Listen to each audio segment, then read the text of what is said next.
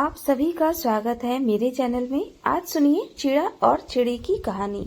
इस कहानी को कार्तिक मास की पूर्णिमा से ठीक अगले दिन पड़वा यानी प्रतिपदा को पढ़ते या सुनते हैं। इस कहानी को कहने सुनने वालों के घर यदि ना हो तो उनका घर जल्दी बन जाता है। इस कहानी को कार्तिक मास में प्रत्येक दिन भी सुना जाता है। अब सुनिए चिड़ा और चिड़ी की कहानी। एक बार 4 चिड़िया थीं। चारों कार्तिक स्नान करती थीं। पड़वा आने पर चारों ने सोचा कि चलो खिचड़ी बनाए। एक चिड़िया चावल लेकर आई, एक चिड़िया दाल लेकर आई, एक चिड़िया घी लेकर आई। सबने मिलकर खिचड़ी बनाई। सबने सोचा कि पहले कार्तिक स्नान कर लें, नहा कर आ जाएं, फिर साथ साथ बैठकर खिचड़ी खाएंगी। तो पहले एक चिड़िया स्नान करके आई। उसे जोर की भूख लग रही थी, लेकिन बाकी चिड़िया अभी तक स्नान करके वापस नहीं लौटी थी। तो उसने खिचड़ी की भाप खा ली, यानी भाप सूंघकर अपना पेट भर लिया। दूसरी चिड़िया आई और उसे भी भूख लगी थी, तो उसने पानी पी लिया। तीसरी चिड़िया ने खिचड़ी खा ली और चौथी चिड़िया ने बची हुई खुरचन खा ली। कुछ समय के बाद चारों चिड़िया मर गई। जिस चिड़िया ने भाप खाई थी वह तो राजा के घर राजकुमारी बनी। जिस चिड़िया ने पानी पिया वह कुम्हार की लड़की बनी।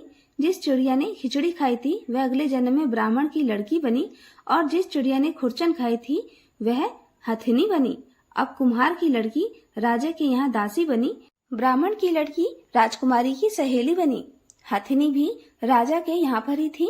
राजकुमारी को पिछले जन्म की सारी बातें याद थीं। राजकुमारी का विवाह हुआ। जब वह विदा हो रही थी तो वो राजा से बोली, पिताजी, मैं अपनी सहेली और दासी को भी साथ लेकर जाऊंगी। राजा ने कहा, ठीक है, ले जाना। राजकुमारी फिर भी नहीं गई। तो राजा ने पूछा, अब तुम्हें और क्या चाहिए? तो वह बोली, पिताजी, मुझे हथनी भी चाहिए। तो राजा ने अपने नौकर को हथनी लाने के लिए भेज दिया। क्योंकि वह हथनी किसी के बस में नहीं आती थी, किसी के कहे अनुसार नहीं चलती थी। जब वह हथनी नहीं उठी तो राजकुमारी खुद चलकर उसके पास गई और उसे कान में पिछले जन्म की बात कही, जिसे सुनते ही वह हथनी उठकर खड़ी हो गई और चल पड़ी। यह देखकर राजा बड़ा हैरान हुआ। सोचने लगा, यह तो मेरी बेटी नहीं है, क्योंकि यह तो जानवरों से बात करती है।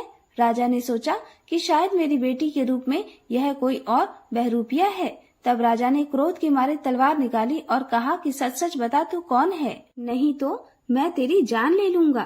तब राजकुमारी ने अपने पिताजी से अपने पिछले जन्म की सारी बात कही।